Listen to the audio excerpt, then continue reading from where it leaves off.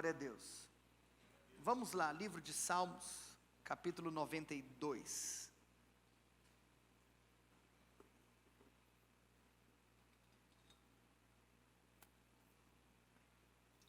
Versículo 12. Feche seus olhos. E seus olhos fechados, antes de nós lermos as Escrituras, eu gostaria que você pedisse para que o Senhor fale contigo, amém? Peça para o Senhor falar com você.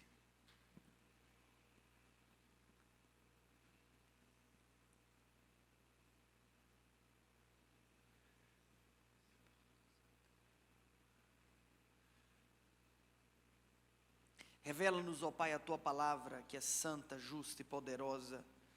Abra-nos o entendimento, instrua o nosso coração, aqueça o nosso espírito, Senhor, e que de fato possamos receber a instrução por intermédio da Tua voz.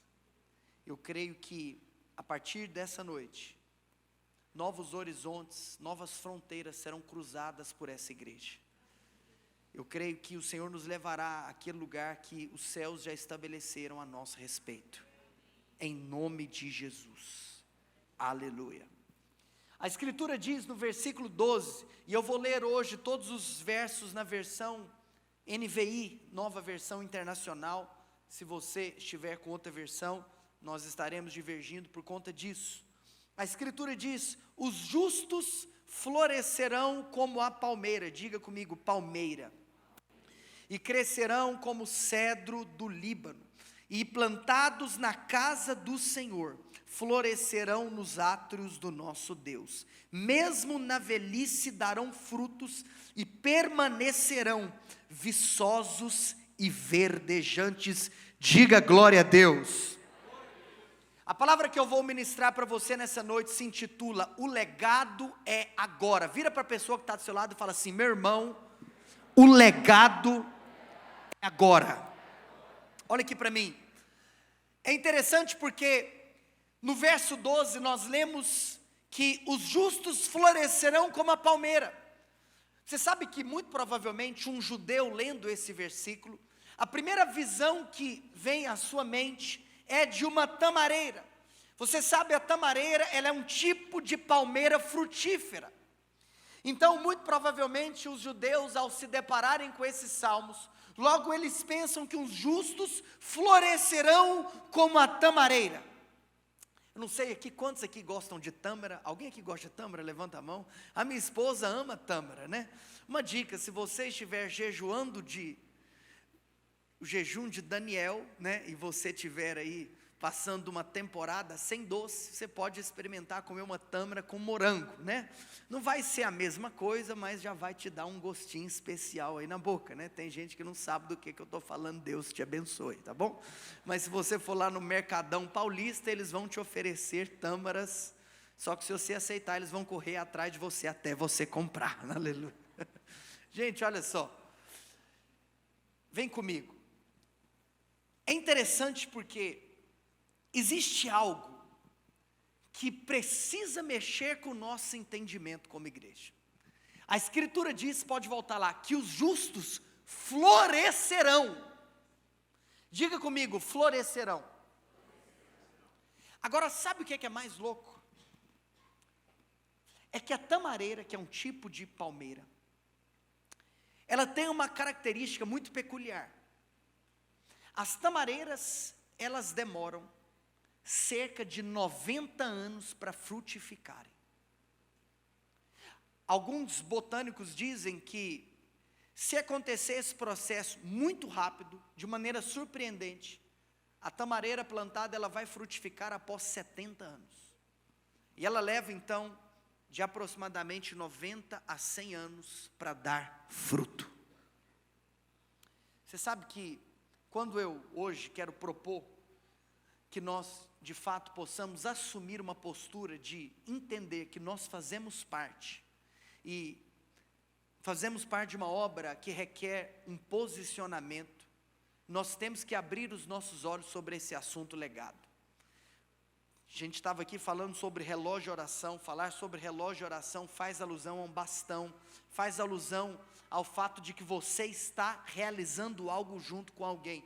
Você sabe, essa palavra queimou no meu coração nessa viagem, e tendo em vista a oportunidade que eu tive de me relacionar com diferentes pastores de diferentes lugares do planeta, e perceber que o corpo de Cristo é sempre muito maior do que aquilo que nós podemos imaginar, existe um temor muito grande no meu coração, saber que aquilo que Deus está fazendo na terra, passa também por aquilo que Ele está fazendo aqui. Você sabe, nós temos a completa convicção, que o que Ele faz aqui, não é a totalidade do que Ele faz na terra. Mas eu e você hoje, precisamos de assumir uma postura, e hoje eu estou aqui para falar, Igreja Emaús, aperte os cintos. Igreja Emaús, existe um convite de Deus para nós. Eu mandei para alguns irmãos aqui dessa casa, eu fui surpreendido com uma cena, porque eu cheguei para uma das sessões da conferência que eu estava participando, e estava fazendo parte de uma comitiva do Brasil, do Dunamis Movement, e quando eu olhei para o lado, a gente sentado ali naquele lugar que estava reservado para a comitiva brasileira, quando eu olhei para o lado, ao nosso lado, estava a comitiva da Bethel Church. E quando eu percebi, estava sentado o pastor Bill Johnson, logo a algumas cadeiras. E por que eu estou mencionando isso? Porque quando eu vi aquela cena, na hora o Espírito Santo me constrangeu, porque eu perguntei, Senhor, o que eu estou fazendo aqui? Eu não posso estar aqui sentado, como diz o outro, na mesma fileira desse homem, no sentido de reconhecer a autoridade que ele carrega no mundo espiritual. Mas foi naquele momento que Deus virou para mim e falou, meu filho, se eu não te chamar para fazer uma obra que é impossível, isso vai significar que você seria capaz de realizar essa obra. E o que eu quero trazer hoje, à luz e à consciência da nossa igreja, é que uma das provas que é Deus que está nos chamando, é que nós não podemos realizar sem Ele. Ou seja, hoje eu quero trazer luz sobre o teu coração, que nós temos uma responsabilidade como Igreja Emaús. Hoje nós vamos ceiar, e eu quero dizer algo para você, quando nós comermos do pão e bebermos do cálice, nós precisamos ter a consciência de que nós fazemos parte de algo muito maior do que aquilo que os nossos olhos podem contemplar. Amados, qual que é o problema hoje, talvez, que igrejas brasileiras enfrentam? Sei lá, posso chutar um? Está faltando gente para servir no arraiá. Estou só brincando, não sei se faltou. Não organizei o arraiá. Eu quero só te falar uma coisa. Eu estava em contato com gente nesses últimos dias, que a conversa deles é, eu tive que ser preso para não negar Jesus. Deixa eu falar uma coisa, isso mudou completamente o meu senso de realidade. E hoje eu estou aqui para transmitir para você, abra os seus olhos. Nós vamos nos assentar à mesa do Senhor. Eu quero te falar uma coisa, nos 4 cantos dessa terra, tem gente agora que vai ceiar, e eu quero te falar, o que eles estão fazendo pelo Evangelho, é algo confrontador. Eu recebi oração de imposição de mãos de um homem, que quando eu era adolescente, eu li a sua biografia, e isso mudou completamente a maneira com a qual eu lidei com a minha adolescência. O nome da biografia desse homem é O Homem do Céu. Aí você já consegue vislumbrar um pouco de quem que ele é aqui na terra. O apelido dele é o Homem do Céu. O Homem do Céu, ele já foi preso 3 vezes. E ele está dando a sua vida na igreja perseguida da China. E ouvir os testemunhos daquilo que ele passou é confrontador. Por isso eu quero te falar uma coisa. Nós precisamos ter os nossos olhos abertos para aquilo que nós estamos participando. Nós, como Igreja Emaús, somos uma igreja nova. Nós somos um bebê, nós acabamos de nascer. Por isso eu preciso ser franco com você. Este aqui não é um lugar para você viver acomodado. Esse aqui não é um lugar para você viver assim, olha, eu estou aqui todo domingo, eu vou bater ponto para receber alguma coisa, porque eu simplesmente decidi terceirizar minha vida espiritual. Eu quero te falar uma coisa, se você deseja terceirizar a sua espiritualidade, aqui não é o seu lugar. Mas se você deseja viver a literalidade de um evangelho que mexe com o seu cotidiano, que mexe com a sua vida ordinária, que traz um novo senso de responsabilidade sobre o seu dia a dia, porque isso, irmãos, precisa afetar a maneira com a qual nós enxergamos e a maneira com a qual nós vivemos o nosso dia a dia.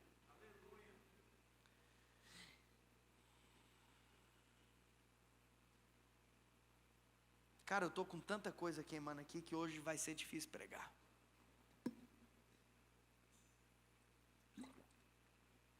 Eu fico pensando se empresários decidissem falar, cara, eu vou edificar uma empresa que vai ser literalmente um pedaço do céu na terra.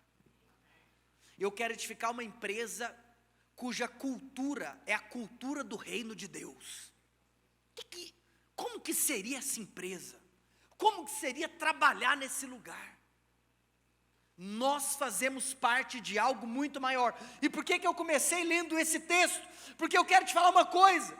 Os plantadores de tâmaras tinham a nobre missão de plantar um fruto que eles não comeriam. Porque se eu estou falando de plantar algo cujo fruto só vai aparecer daqui a 70, daqui a 90, daqui a 100 anos, o que eu vou plantar não sou eu que vou comer. O legado é hoje, mas você sabe, se ao mesmo tempo eu tenho consciência que eu estou plantando para aquilo que será desfrutado e usufruído pelas próximas gerações, hoje, o dia que se chama hoje, paralelamente àquilo que eu estou fazendo, eu preciso reconhecer que eu estou comendo um fruto que eu não plantei. Eu estou comendo um fruto que eu não plantei. Quando eu olho para a história da minha vida, quando eu olho para a história do evangelho na cidade de Goiânia, quando eu olho para a história do cristianismo no estado de Goiás, para a história do cristianismo no Brasil, quando eu olhei para aqueles camaradas que estavam do meu lado, na reunião que eu participei, eu tive a consciência, eu estou comendo de um fruto que eu não plantei.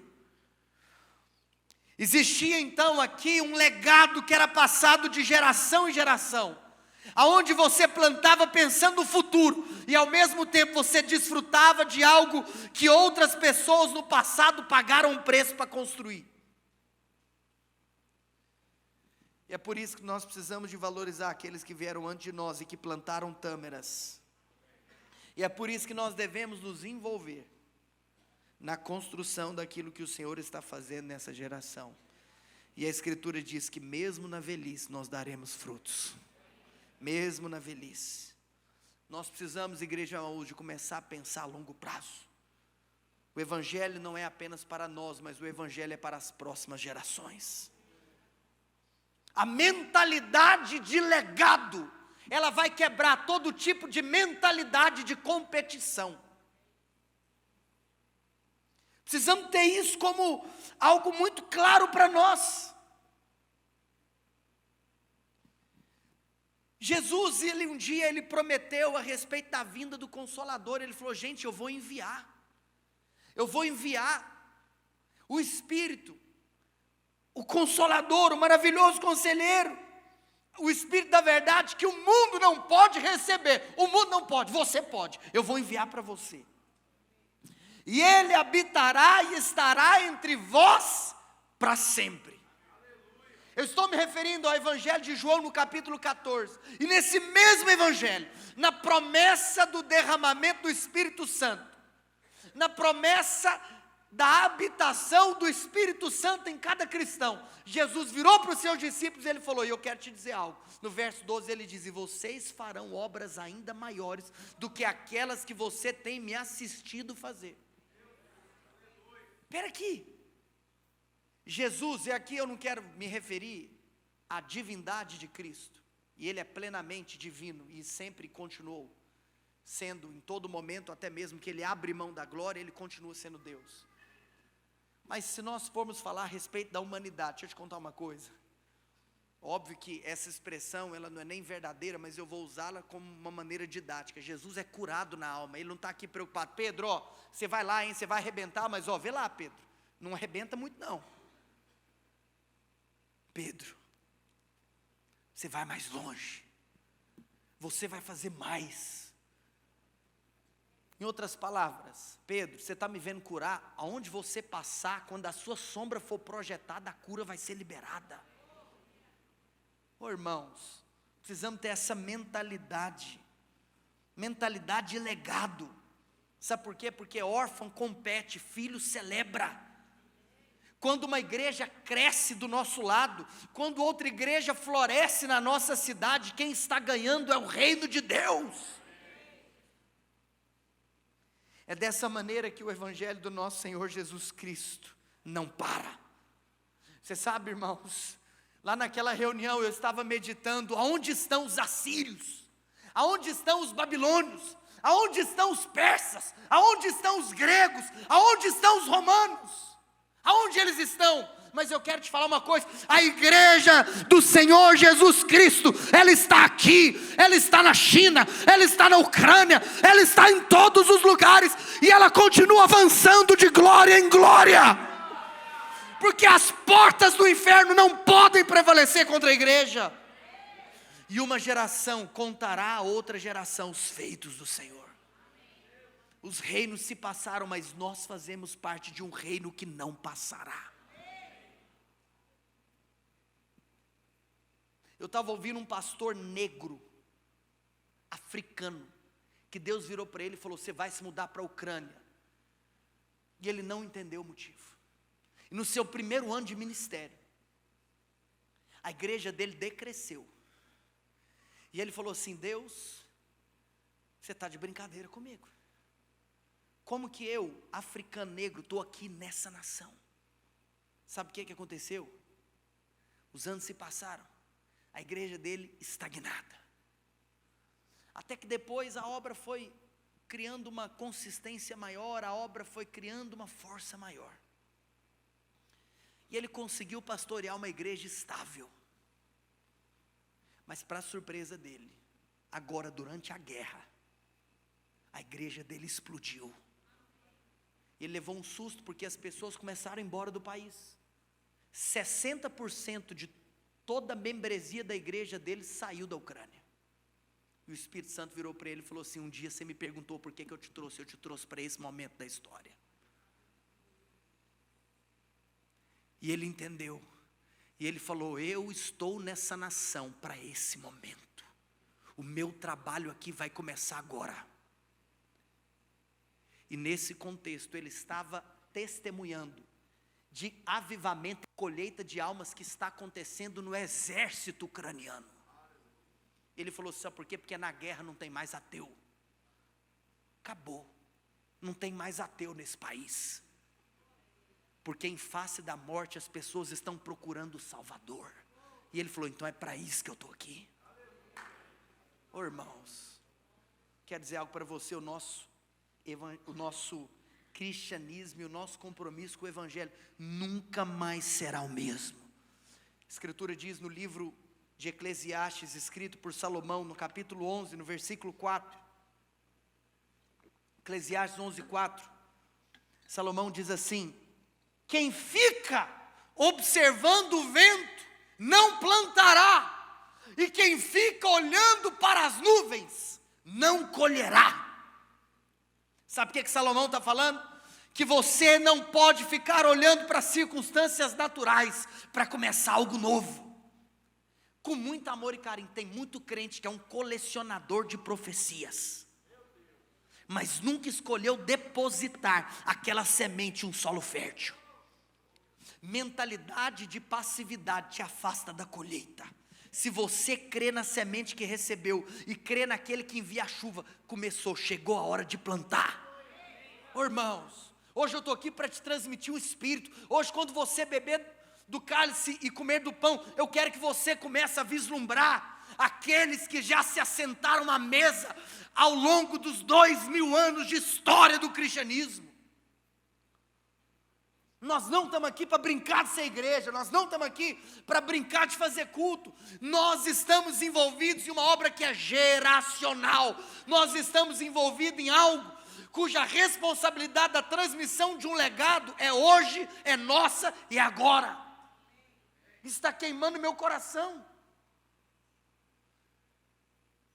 Por isso, eu quero trazer para você uma visão, que eu quero intitular de A Visão de Zorobabel. Quero que você abra a sua Bíblia no livro de Esdras, no capítulo 1 e no versículo 1.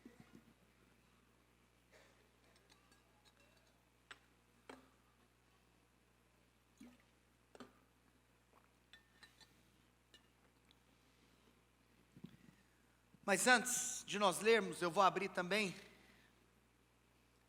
Ô Espírito Santo.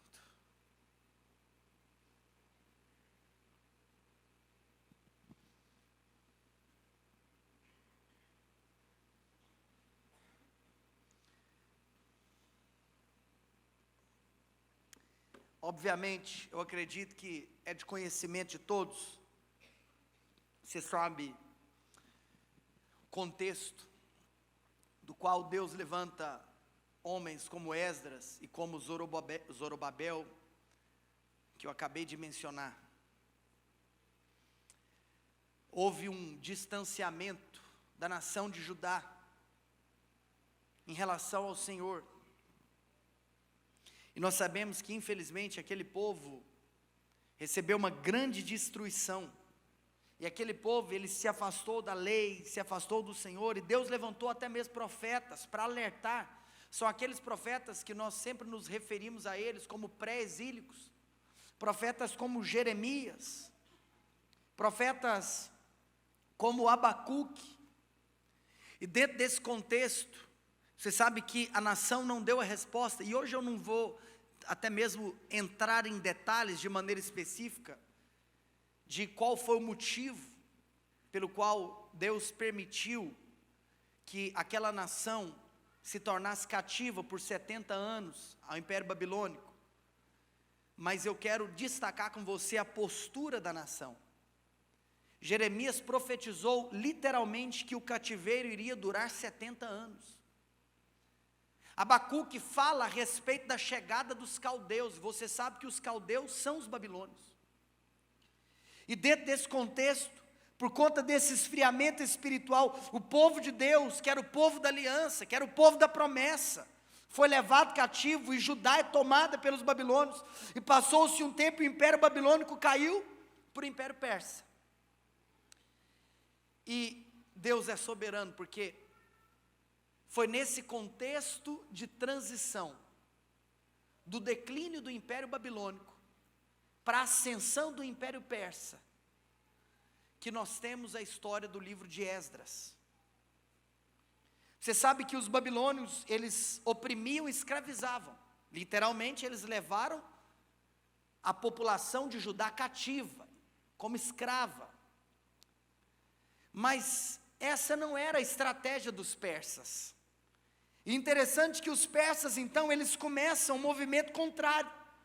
Os persas começam um movimento de mandar de volta para a terra muitos dos povos que haviam sido colonizados pelos babilônios. E aqui nós temos em Esdras capítulo 1, versículo 1, a escritura diz que no primeiro ano do reinado de Ciro, rei da Pérsia, a fim de se cumprisse a palavra do Senhor falada por Jeremias, o Senhor, diga comigo, o Senhor despertou, aleluia, o coração de Ciro, rei da Pérsia. Então, aquela nação que havia sido levada cativa, ela assiste essa transição de domínio bélico global, declínio do Império Babilônico, ascensão do Império Persa, mudança de estratégia por intermédio desse império dominante. Mas a Escritura diz que o Senhor despertou o coração de Ciro.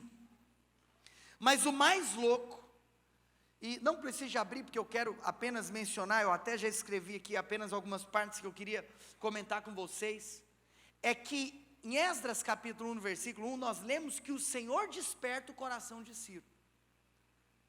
Mas miraculosamente, ou melhor, sobrenaturalmente, 200 anos antes, Isaías, no capítulo 45, ele já havia escrito que isso aconteceria. Assim diz o Senhor, a seu ungido Ciro: eu irei adiante de você para aplanar montes e derrubar as portas de ferro. Trarão a você a riqueza das nações. Por amor a Israel, eu o convoco pelo nome. Deus convocou um rei ímpio pelo nome, por amor a Israel. Deus está dizendo: eu vou cumprir com a minha parte da aliança que eu tenho com o meu povo. E mesmo que eu tenha que levantar um rei ímpio, eu vou levantar, e eu vou chamá-lo pelo nome, por amor a Israel. Você sabe, irmãos, Deus, Ele sempre permanece fiel. Você sabe que eu acredito que um dos desafios da nossa geração, e agora eu não estou me referindo simplesmente ao povo da aliança, eu estou me referindo a um contexto geral. Nós vivemos dias onde o significado de aliança tem sido deturpado. O significado de fidelidade tem sido deturpado. Você sabe que uma das coisas mais fortes que eu costumo dizer quando eu celebro uma cerimônia de casamento é que a fidelidade, ela não é condicional. A promessa da fidelidade não é condicional. E o mundo, ele vive uma mentalidade de fidelidade condicional. Fidelidade condicional não é a fidelidade celestial. Sabe o que é fidelidade condicional? É o seguinte: eu sou fiel a você desde que você seja fiel a mim. Sabe o que é louco? Que quando alguém promete, por exemplo, fidelidade no altar do casamento, ele está falando: eu permanecerei fiel a você, independente daquilo que você faça. Por isso que eu vou te falar a coisa mais contrária a tudo que você possa ouvir. O maior desafio do cristão é o perdão. Porque perdão não é coisa de homem, perdão é coisa de Deus. Por isso que as pessoas mais espirituais que eu conheci na vida, infelizmente, foram aquelas pessoas que tiveram que passar por alguma experiência muito profunda de liberar perdão. Essas pessoas, elas se tornam semelhantes a Jesus. Porque perdão não é coisa da natureza humana, perdão é coisa da natureza divina. E no segundo semestre eu quero ministrar uma série de palavras aqui sobre perdão. Família, você sabe que Deus, Ele permanece fiel à sua palavra.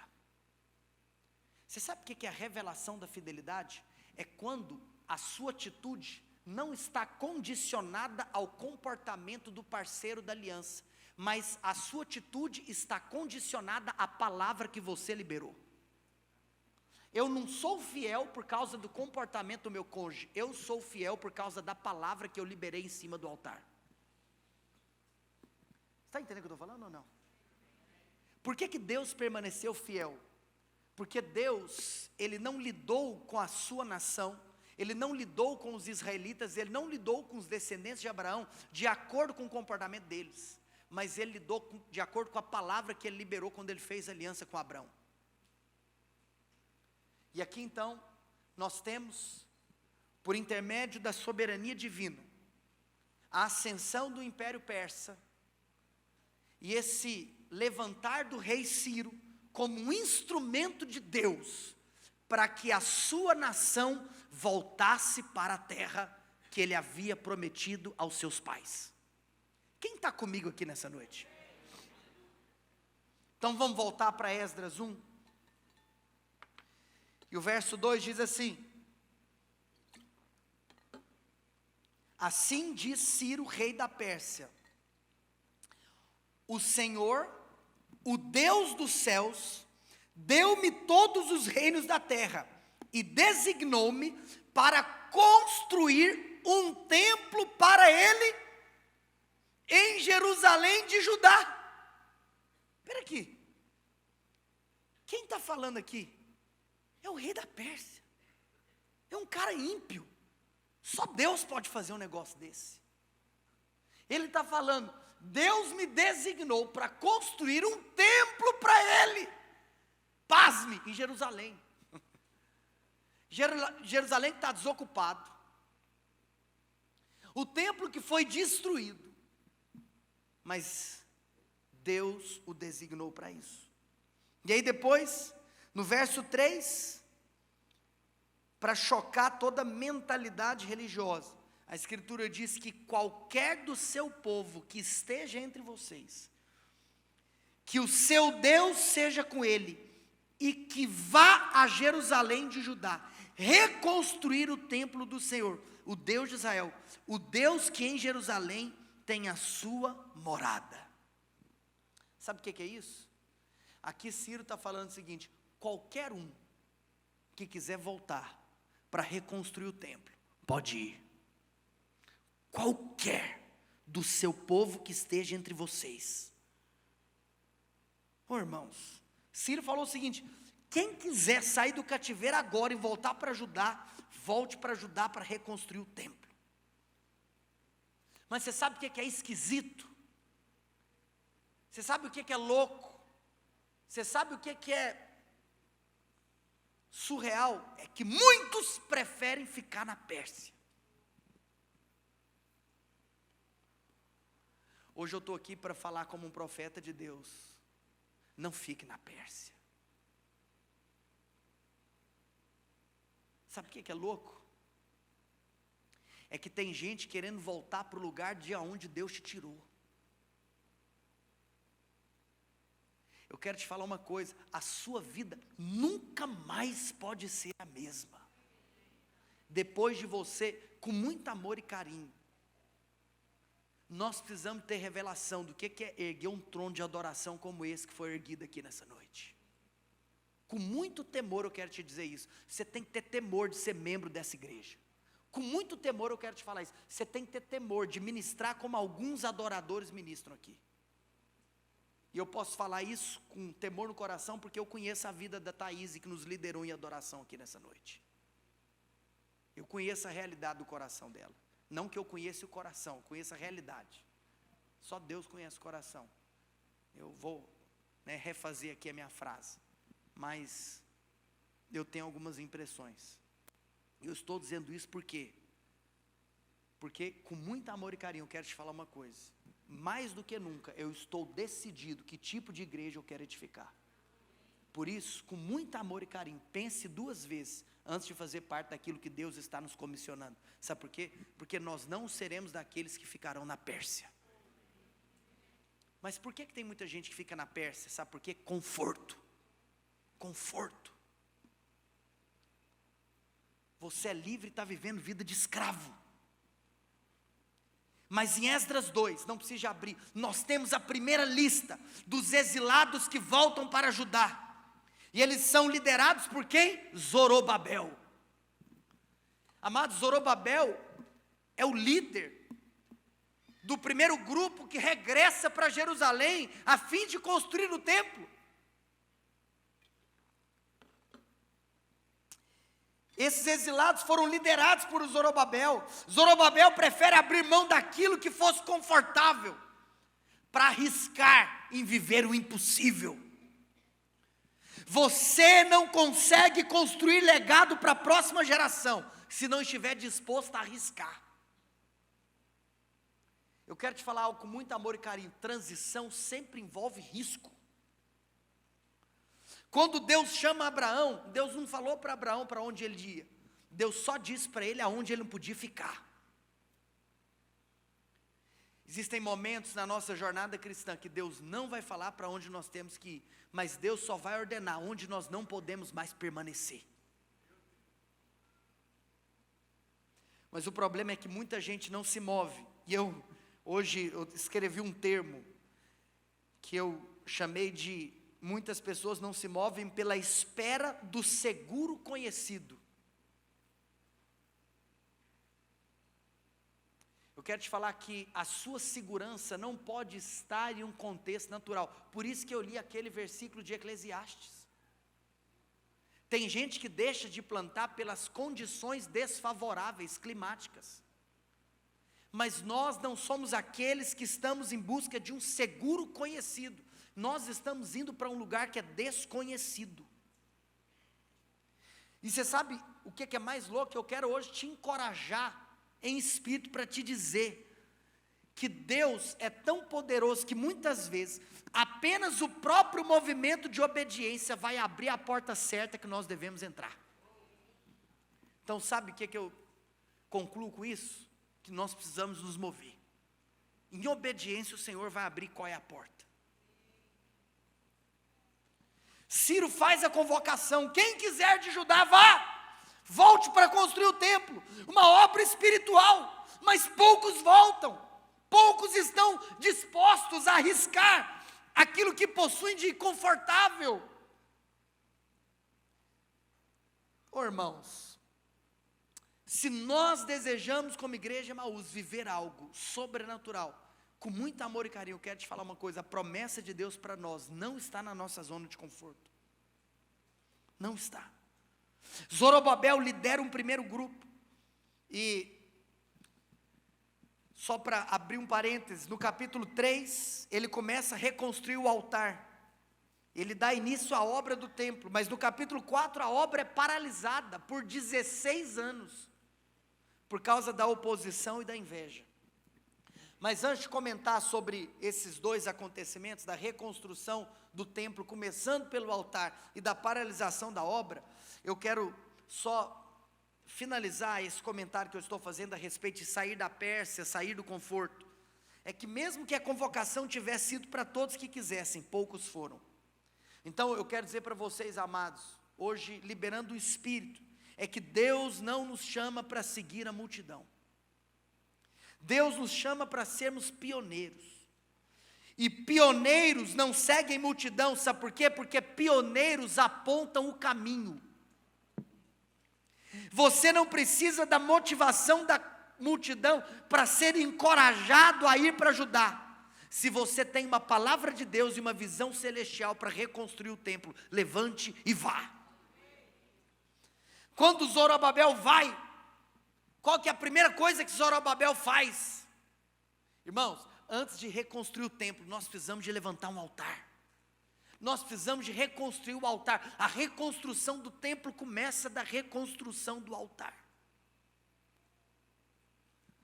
Não adianta também você se levantar para realizar uma obra que é espiritual, se o seu espírito não está alinhado com o Espírito de Deus. Não é só simplesmente sobre aquilo que nós vamos fazer, mas é como nós vamos fazer. Não é sobre o que nós estamos fazendo, é sobre por que nós estamos fazendo. A reconstrução do templo começa com a reconstrução do altar. Em toda a palavra de Deus, altar fala de consagração, altar fala de entrega, altar fala de algo que está sendo derramado aos pés de Jesus. A vida de altar é o estilo de vida daqueles que estão envolvidos no chamado de Deus para a sua geração.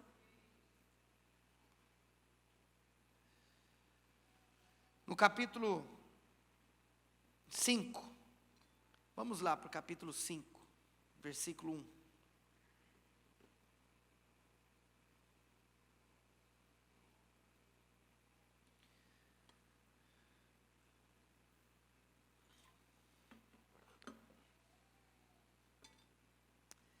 Antes de ler, eu disse para você que no capítulo 3, então, tem essa reconstrução do altar, para dar início à reconstrução do templo. E no capítulo 4, nós temos uma paralisação da reconstrução por 16 anos. Por 16 anos, essa obra foi paralisada, pelo medo, pela oposição, pela inveja. Mas no capítulo 5, no versículo 1, vamos ler o verso 1 e 2, a Escritura diz: ora, o profeta Ageu e o profeta Zacarias, descendentes de Ido, profetizaram aos judeus de Judá e de Jerusalém, em nome do Deus de Israel que estava sobre eles. Então Zorobabel, filho de Sealtiel, e Jesua, filho de Josadac, começaram a reconstruir o templo de Deus em Jerusalém. E os profetas de Deus estavam com eles e os ajudavam. Sabe o que é interessante?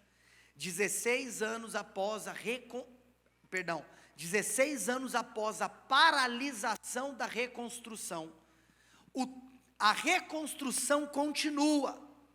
Mas por que a reconstrução continua? Por causa da atividade profética realizada por Ageu e Zacarias.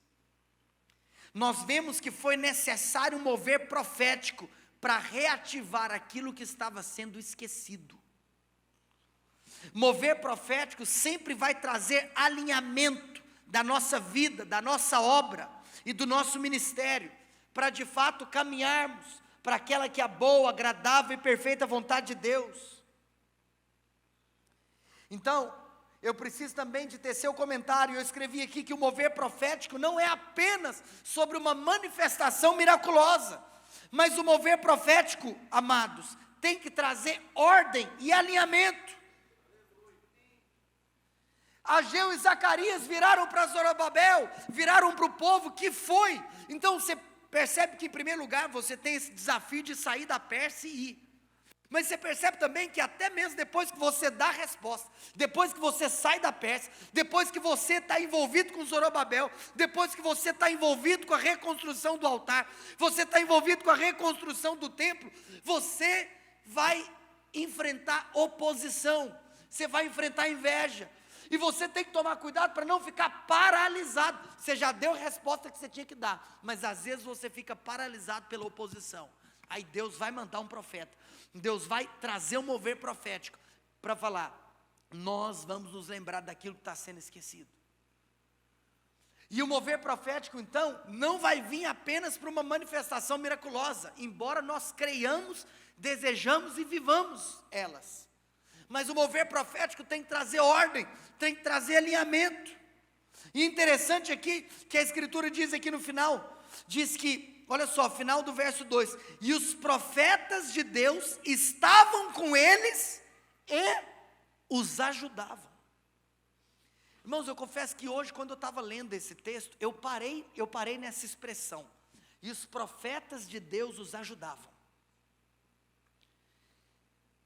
Eu tive uma conversa com alguns homens de Deus, em um momento de refeição, durante essa viagem, e eu fui muito edificado por alguns comentários acerca de algo que eu percebo que está até dentro do contexto que esse versículo nos traz. Eu percebo que existe muita falsa espiritualidade nos nossos dias, ou aquilo que eu poderia dizer de uma espiritualidade tola, aonde tem gente que quer ficar trancado em um quarto de oração, achando que a vida cristã se resume a isso. Sabe o que é louco? Os profetas arregaçaram as mangas e foram ajudar Zorobabel e aqueles que estavam reconstruindo. Nós estamos vivendo uma geração que tem gente querendo levantar a pauta que espiritualidade é você não ter igreja local. Ah, vai ser besta, se a sua espiritualidade te tira da igreja, para onde que ela vai te levar? Para onde? Que espiritualidade que é essa que está tirando o povo da igreja? O mover profético arregaça as mangas e ajuda aqueles que estão reconstruindo a obra de Deus. A obra de Deus não precisa de opinião, a obra de Deus precisa de construção. Nós, como igreja Emaús, não somos chamados para ficar opinando. Nós somos chamados para construir, para arregaçar as mangas. Eu quero estar aqui, eu quero ser achado com Zorobabel. Deus está levantando, em nome de Jesus, profetas que estarão alinhados e comprometidos com a igreja local. É um profético que tem compromisso.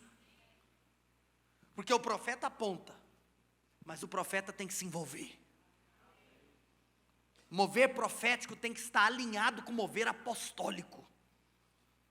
É uma incoerência bíblica ter profecia sem construção. Zorobabel precisa de Ageu e Zacarias, mas Ageu e Zacarias também precisam de Zorobabel.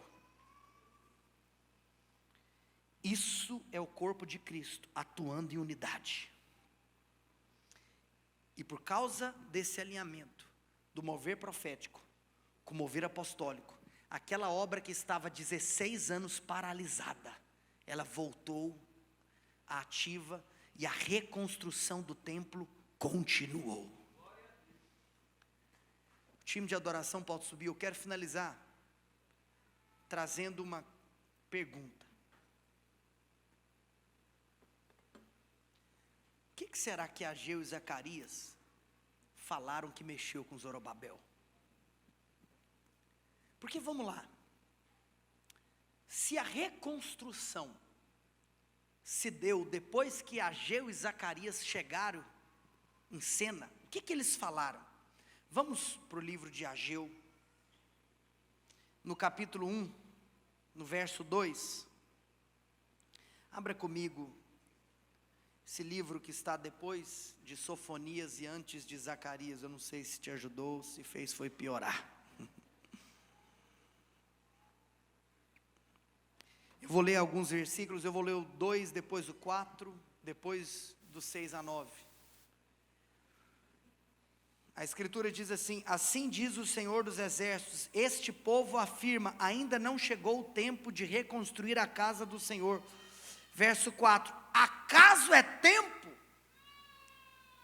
E quando então o povo estava afirmando isso, né, o verso 3 diz que por isso a palavra do Senhor veio novamente por meio do profeta Ageu, e Ageu falou: uai, não é tempo? Então acaso é tempo de vocês morarem em casas de fino acabamento, enquanto a minha casa continua destruída? Verso 6, vocês têm plantado muito e colhido pouco, vocês comem, mas não se fartam, bebem, mas não se satisfazem, vestem-se, mas não se aquecem. Aquele que recebe o salário, recebe e coloca em uma bolsa furada. Assim diz o Senhor dos Exércitos: vejam aonde os seus caminhos os levaram, suba o monte para trazer madeira. Sabe o que é louco? Nós não podemos subir o monte apenas para orar. Nós devemos subir para orar, mas também devemos subir o monte para trazer madeira. Construa o templo, para que eu me alegre nele, seja glorificado, diz o Senhor. Vocês esperavam muito, mas eis que veio pouco, e o que vocês trouxeram para casa eu dissipei como um sopro. E por que eu fiz? Pergunta o Senhor dos Exércitos. Por causa do meu templo, que ainda está destruído, enquanto cada um de vocês se ocupa com a sua própria casa. Amados, eu não estou aqui para te dizer que nós não devemos ter as nossas empreitadas pessoais, não é isso, claro que não, mas eu acredito que a mensagem profética de Ageu, ela traz um confronto com a prioridade da nossa vida. Em outras palavras, sabe o que é interessante? Quem não prioriza a presença de Deus, acaba vivendo, mas não tem a graça daquilo que ele está buscando. Você come, não adianta, bebe, não adianta, veste, não adianta, porque a graça não está nessas coisas. Priorize a presença de Deus na sua vida. E eu quero te falar com muito amor e carinho: a presença de Deus, ela é mais importante do que a sua própria vida. A presença de Deus, ela é mais importante que o seu cônjuge, ela é mais importante que o seu filho, ela é mais importante que a sua profissão, ela é mais importante que o seu chamado, ela é mais importante que o seu ministério. A presença de Deus é mais importante do que todas as outras coisas, ela é a coisa mais valiosa que nós temos. Se você coloca a presença no centro, eu quero dizer algo para você: a presença no centro que vai alinhar todas as outras coisas da sua vida e que vai trazer significado para tudo que você tem. A síntese da profecia de Ageu é o seguinte: ei, não vamos permitir que a obra permaneça paralisada. Envolva-se com algo eterno. Envolva-se com algo eterno. Será que aquilo que eu tenho gastado minha energia, os meus talentos e o meu tempo, hoje eu quero te fazer em amor uma pergunta: será que aquilo que você tem gastado sua energia,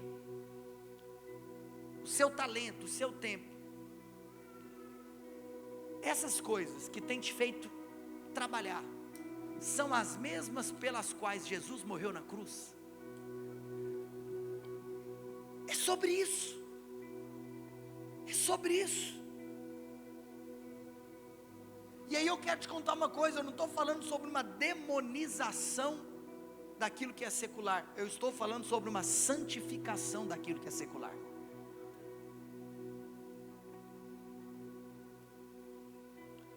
Nossa missão de vida deve ser algo muito além do que chegar no final do mês e quitar os nossos boletos.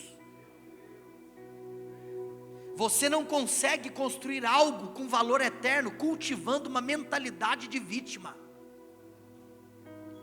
Igreja Emaús, seja curada na alma, seja curada de mentalidade de orfandade, de vitimismo.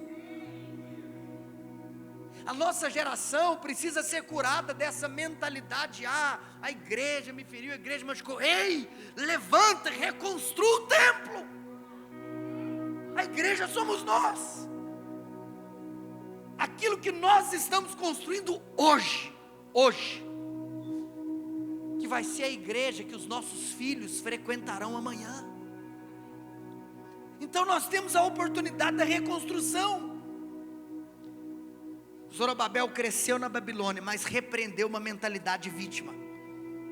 Ele cresceu como escravo, mas se envolveu em aquilo que era eterno. E ao ser chacoalhado por Ageu, ele respondeu e obedeceu a direção do Senhor. Como eu disse para você,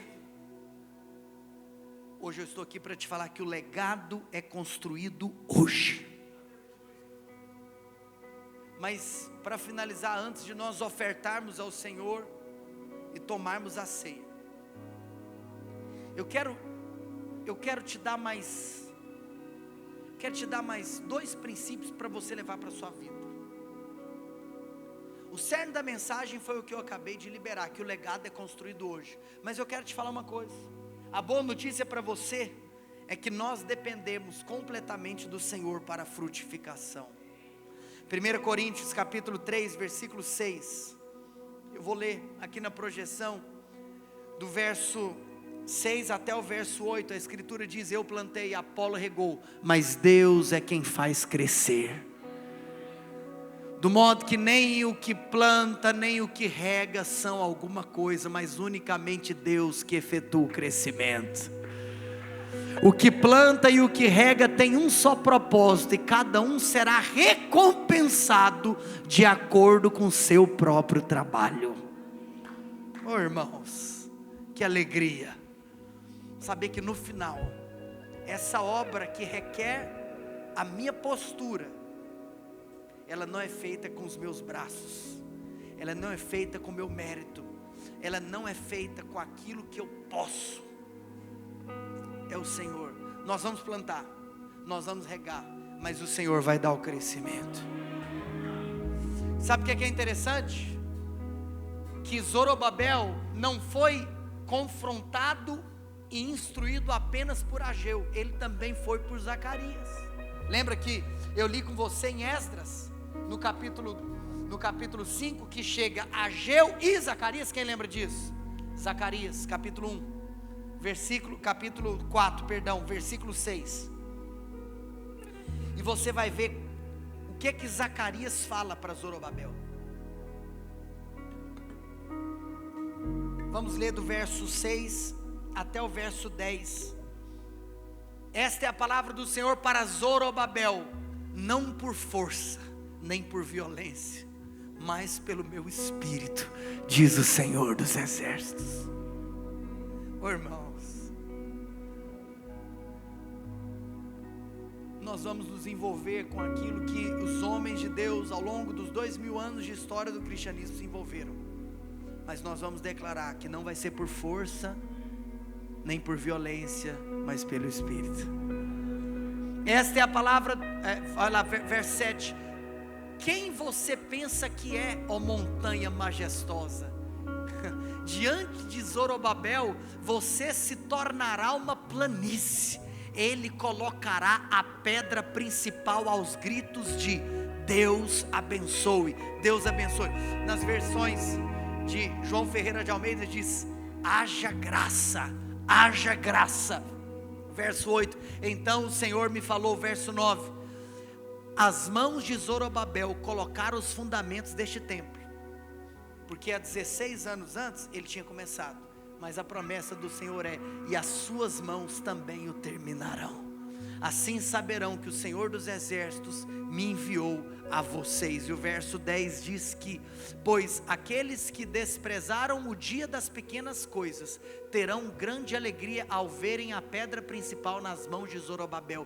Então ele me diz: estas 7 lâmpadas são os olhos do Senhor que sondam toda a terra. Sabe o que é isso? Em primeiro lugar, Zacarias virou para Zorobabel e falou assim: Zorobabel, dependa do Espírito Santo.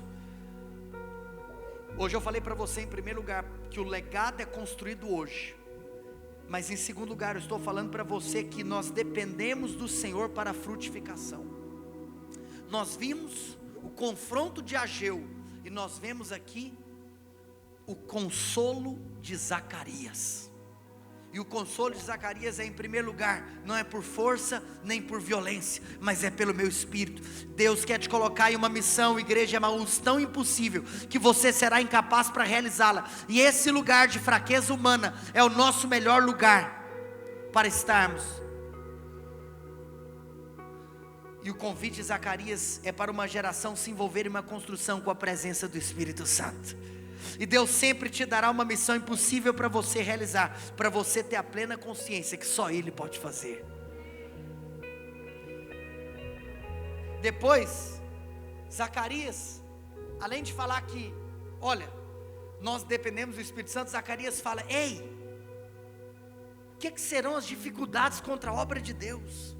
Quando você se move em fé, essas dificuldades serão reduzidas em pó. Mas em terceiro lugar, além de falar para que nós dependamos do Espírito Santo e que as nossas dificuldades são reduzidas em pó, Zacarias declara: Zorobabel, aquele que começou a boa obra através de você, aquele que começou a boa obra em sua vida e que realizou uma grande obra através de você, Ele é fiel para cumprir, para concluir, para estabelecer. Zorobabel, sabe o que isso significa? Que você se envolveu com algo eterno, mesmo que você ficou parado por 16 anos. A palavra do Senhor para você é: as mãos que colocaram o fundamento também serão as mesmas mãos que terminarão. E por fim, Zorobabel, você sabe, isso tem a ver comigo, com vocês, tem a ver com a nossa igreja. Zorobabel, não despreze os pequenos começos. Você sabe que muitas vezes você escuta frases que são clichês cristãos, e hoje eu estou te mostrando que esses contextos são bíblicos. Está escrito, é o conselho de Zacarias a Zorobabel: não despreze o dia das pequenas coisas. Não despreze o começo.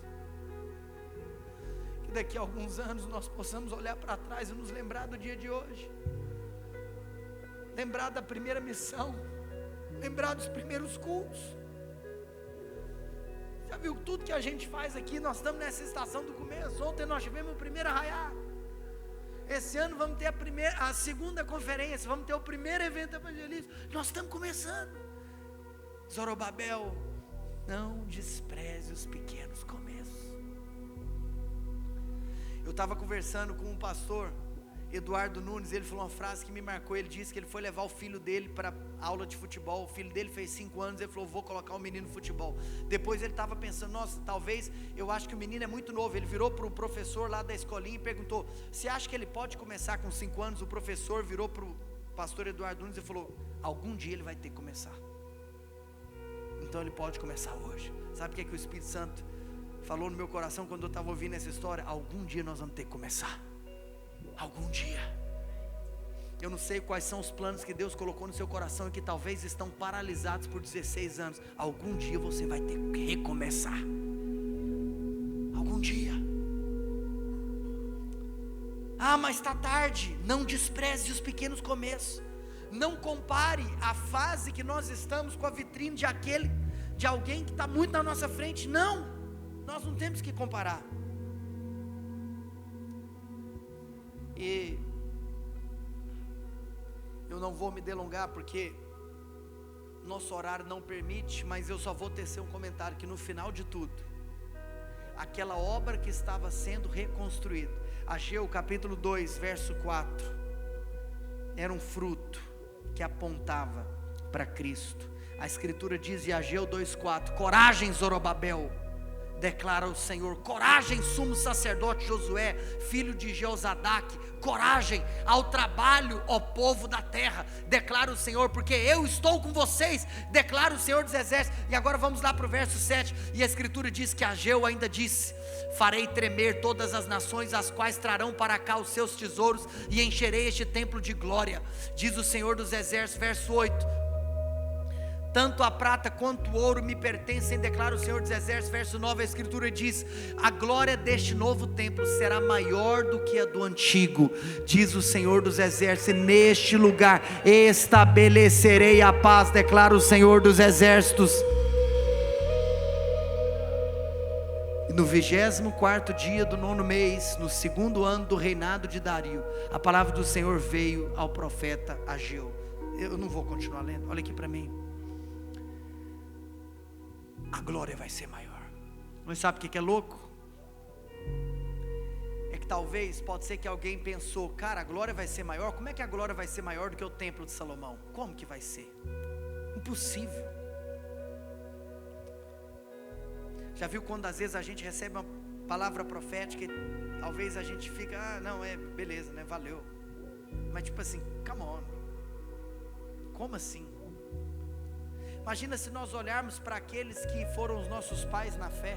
Imagina se nós olharmos para aqueles que nos precederam.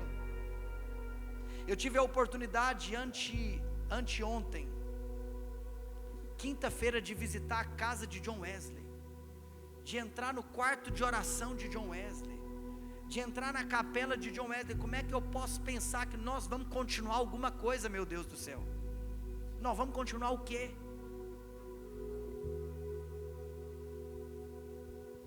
Mas eu quero te falar uma coisa. Ageu estava profetizando aquilo que estava em João capítulo 2, no verso 16. E eu quero que vocês se coloquem de pé. E a escritura diz que aos que vendiam pombos disse: tirem essas coisas daqui, parem de fazer da casa de meu pai um mercado. Aos que vendiam pombas disse, verso 17, a escritura diz, pode continuar comigo até o 21, seus discípulos lembraram-se que está escrito: zelo pela tua casa me consumirá. Então os judeus lhe perguntaram: que sinal milagroso o Senhor pode mostrar-nos como prova da sua autoridade para fazer tudo isso? Jesus lhe respondeu: destruam esse templo e eu levantarei em 3 dias.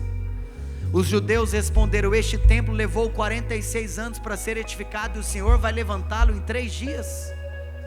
Mas o templo do qual ele falava era o seu corpo. Quero te falar uma coisa. Sabe o que é louco? É que a profecia de Ageu não era apenas sobre o templo de Zorobabel. Ageu não sabia, mas quando você se envolve com aquilo que Deus está fazendo, aquilo que você está falando tem um apontamento muito superior àquele que você imagina. Ageu já estava profetizando a respeito da ressurreição de Cristo.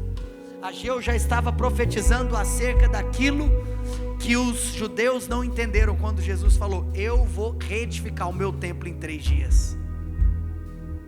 Deus está nos chamando para nos levantarmos para participar de algo que é eterno. Antes de nós cearmos, eu quero que hoje você entregue o seu dízimo ao Senhor e que você oferte com a revelação de que eu estou participando de algo que é eterno. Eu estou participando de algo que é eterno. O pessoal pode se posicionar aqui na frente. Queria, depois da oferta, que os missionários subissem aqui. Família, nós vamos fazer nessa igreja tudo com a perspectiva da eternidade. Aquilo que você está realizando aqui agora é muito maior. Olha, com muito amor e carinho. É claro que esse recurso vai ser usado por Deus para nós pagarmos a manutenção dessa casa física, mas eu quero te falar uma coisa: é muito maior do que isso.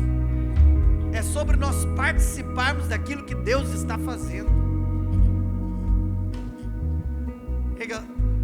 Erga sua mão ao Senhor, a sua oferta. Se você vai ofertar, erga suas mãos. Deixa eu orar por você, Espírito Santo de Deus.